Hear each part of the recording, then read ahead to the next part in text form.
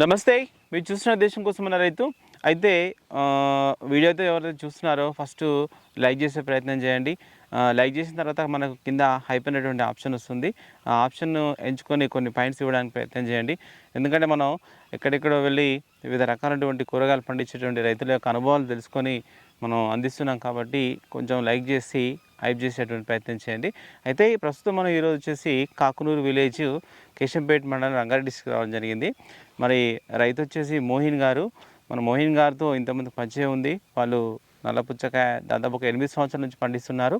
దీనితో పాటు వారికి ఉన్నటువంటి వ్యవసాయ భూమిలో వివిధ రకాలైనటువంటి కూరగాయలు పండిస్తుంటారు. ఆ కూరగాయలు కొంచెం భిన్నంగా పండిస్తుంటారు. అంటే మనకు నేల మీద అట్లా కాకుండా కొంచెం స్టేకింగ్ చేసుకొని కొన్ని కర్రల సహాయంతో పండిస్తుంటారు.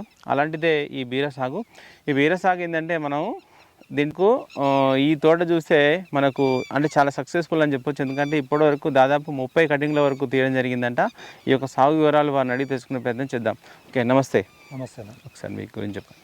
నా పేరు అయితే ఎండి మోయిన్ అండి. విలేజ్ అయితే కాకునూరు, రంగారెడ్డి డిస్టిక్, కేశంపేట మండలం అండి. ఓకే, సాగు అనేసరికి ఆ పుచ్చుతో పాటు మీరు ఈ కూరగాయలు ఎప్పటి నుంచి చేస్తున్నారు ఇవన్నీ? నేను కూరగాయలు గత 18 సంవత్సరాల నుంచి మనం కూరగాయలు వేస్తూనే ఉంటాం మన. కాకపోతే ఒక 3-4 ఇయర్స్ నుంచి కొద్దిగా అయినా సరే ఒక మన శాతన కాడికైనా సరే స్టేకింగ్ చేసుకొని పండించుకోవాలనే ఉద్దేశంతో కొద్దిగా కర్రలు తీసుకొచ్చి కొట్టుకొని మేమే స్టేకింగ్ చేసుకొని మేమే వాతుకున్నాము. ఓకే, సరే తీసుకొని చేసినాము. అప్పుడు జర కొద్దిగా అనుభవం అయింది. ఈ సంవత్సరము ఎందుకులే మంది దాంట్లో పోవడం ఎందుకు, మన దాంట్లోనే కొద్దిగా అయినా సరే చేసుకుంటే మనకే అవే వస్తాయి కదా అని చెప్పి కొద్దిగా ఓ 10 గుంటల పొలం ఉంటుంది. ఇది 10 గుంటల్లో కట్టెలు స్టేకింగ్ చేసుకున్నాము. ఇప్పటికీ 30 కటింగ్లు దాటిపోయింది. ఓకే, అంటే ఇది బీరా ఎంచుకున్నారు మీరు? బీరా ఎంచుకున్నాం. ఓకే, సరే. అంటే మనకు ఈ బీరాలో మీరు ఏం విత్తనం ఎంచుకున్నారు? నేను ఈస్ట్ వెస్ట్ వాళ్ళది నావి. ఓకే, ఈస్ట్ వెస్ట్ వాళ్ళది నవి అనేది ఎంచుకున్నారు. సరే, ఓకే. ఈ నవి అనేది ఎందుకు ఎంచుకున్నారు అసలు మీరు? ఈ నావి అనేది వైరస్ కొద్దిగా తక్కువ ఉంటుంది. ఓకే, కొద్దిగా వైరస్ తట్టుకొని వైరస్ మెయిన్ మొజాయిక్ వైరస్ వస్తుంది. పసుపు కలర్, ఓకే, ఆకులు పసుపు కలర్ వచ్చి మారిపోతుంది. అది కొద్దిగా తట్టుకొని నిలబడుతుంది. ఇదైతే వేరేవి కొద్దిగా యుఎస్ కంపెనీ కొద్దిగా ఒకసారి వర్షాకాలం లేచిన అది కొద్దిగా వైరస్ ఎక్కువ వచ్చి మనం ఒక కోత స్టార్ట్ కాకముందుకే వైరస్ వచ్చి ఖరాబ్ అయిపోయింది. ఇది అది పెట్టినామన్నట్టు డిఫరెంట్ కొద్దిగా మేము ఏం చేస్తామంటే కొద్దిగా బీర, కొద్దిగా కాకర, కొద్దిగా ఇట్లా మేము కొన్ని అన్ని అంతర పంటలాగా 4-5 రకాలు వేసుకుంటాం మేము. ఇంకా అందులో గుర్తుపట్టుకొని నావే గత సంవత్సరం నుంచి నావే వేస్తున్నాం. ఈస్ట్ వెస్ట్ వాళ్ళని నావే. ఓకే, సరే. అంటే మనకు ఈ విధానంలో అంటే ఇట్లా స్టేకింగ్ విధానంలో వేసుకున్నప్పుడు ఎంత దూరం తీసుకున్నారు? మన చెట్టుకు మధ్యలో ఈ చలికాలం ఉంటుంది అని చెప్పి కొద్దిగా డిస్టెన్స్ అనేది తక్కువనే తీసుకున్నాను. సాలు మధ్యలో పొలం తక్కువ ఉంది కాబట్టి 4-6 ఫీట్లు తీసుకోవాలి, కానీ మనం 3.5 ఫీట్లే తీసుకోవడం. ఎందుకంటే పెద్దగా చలికాలం రాదు సాధ్యమైనంత వరకు.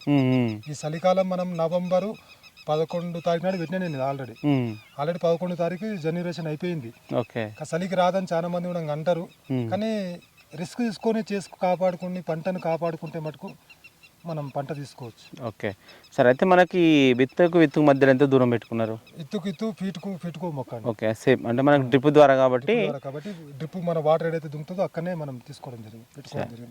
ఓకే, సరే. మనకి స్టేకింగ్ అనేసరికి ఈ కర్రలు ఇవన్నీ కావచ్చు, అంటే ఇవన్నీ మామూలుగా మీరు ఎక్కడి నుంచి సమకూర్చుకుంటారు? మనము మా దగ్గరనే మా పొలం పక్కనే కొద్దిగా అక్కడిక్కడ చెట్లు ఉంటాయి కదా, ఆ కట్టెలు కొట్టుకొని వచ్చి మేము స్టేకింగ్ చేసుకున్నాం. ఓకే, సరే. అయితే ఎప్పటి నుంచి మీరు అంటే ఇప్పుడు మొక్క ఎన్ని రోజుల నుంచి స్టార్ట్ చేస్తారు? అంటే మనకు కట్టడం మనకు తీగ వాడుతుంది అనగానే కట్టెలు వాతుకోవాలి.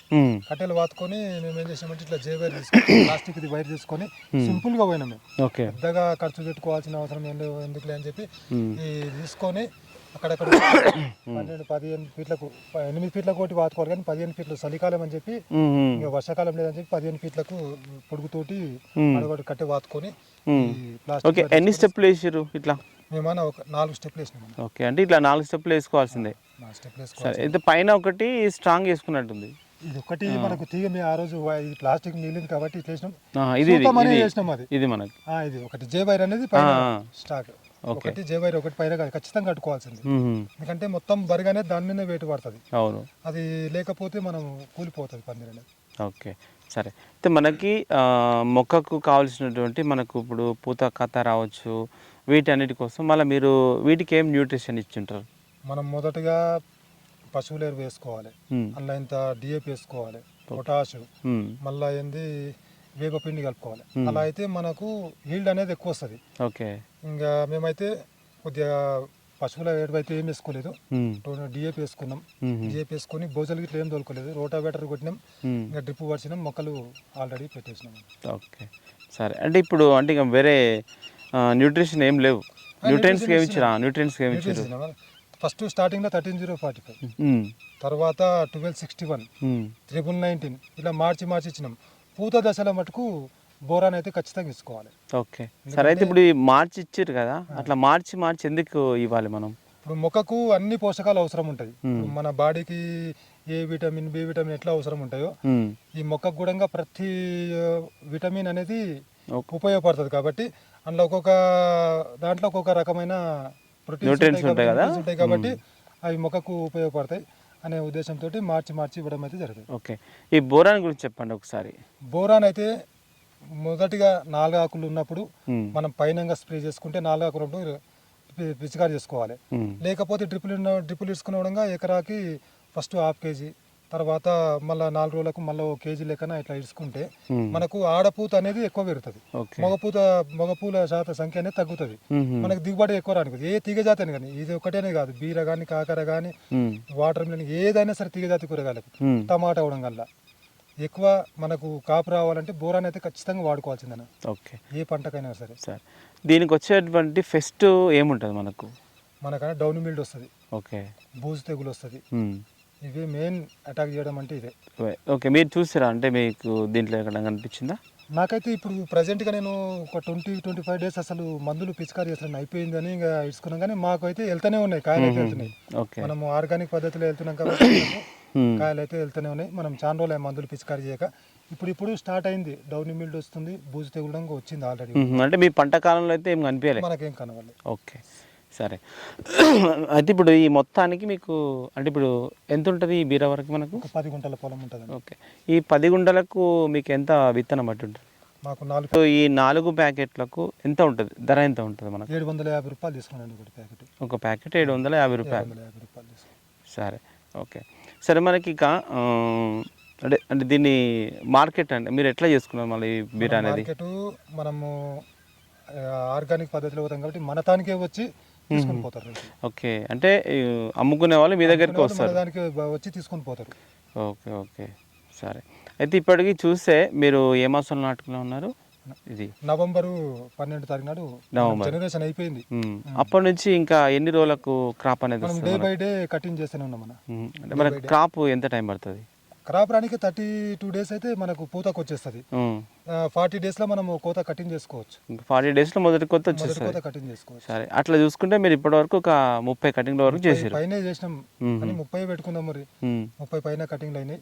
మనకు 70 రూపాయలు కేజీ అమ్మినాం మనం.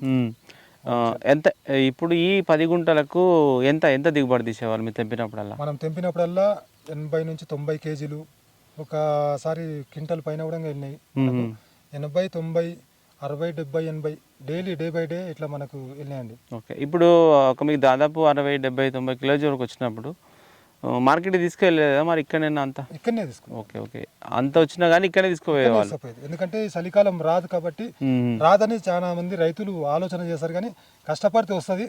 కాకపోతే రేటు ఉంటుంది చలికాలంలో. ఎక్కువ రైతులు పెట్టరు, డౌన్ మిల్డ్ వస్తుంది, బూజు తెగులు వస్తుంది అని భయపట్టి చాలా మంది రైతులు పెట్టరు.